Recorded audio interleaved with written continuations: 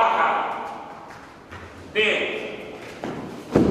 3 7 رفع ايدك فوق زود ايدك الثاني 8 2 لف وامسك ايده 3 اطلع جي بوكس لكمة على طول هنا تمام كمان مرة لحل 5 يلا 6 كويس كمان يلا كويس يلا شدان يلا حماده والله.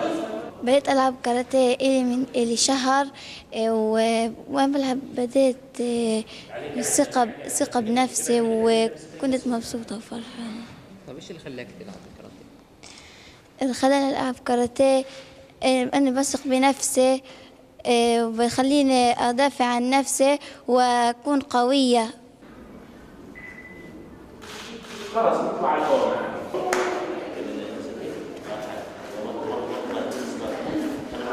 هي أول لاعبة فلسطينية وتقدر نقول أول لاعبة عربية من فئات الإعاقة البصرية الكاملة التي تمارس رياضة الكاراتيه.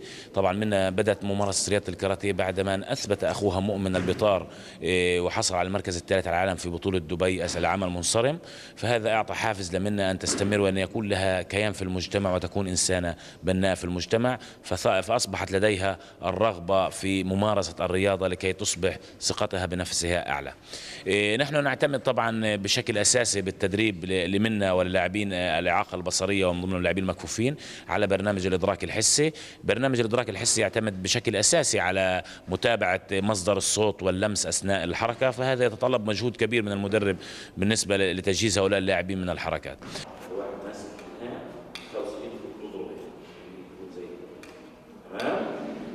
نحن نأمل من الله سبحانه وتعالى أن تتكلل كل الجهود الموجودة لخدمة هؤلاء الفتية المكفوفين لكي يثبتوا للعالم أن الإعاقة لا تلغي الطاقة وأن لديهم إمكانيات وقدرات لو استغلت وأفرغت في المكان المناسب سيخرج منهم عباقرة بإذن الله.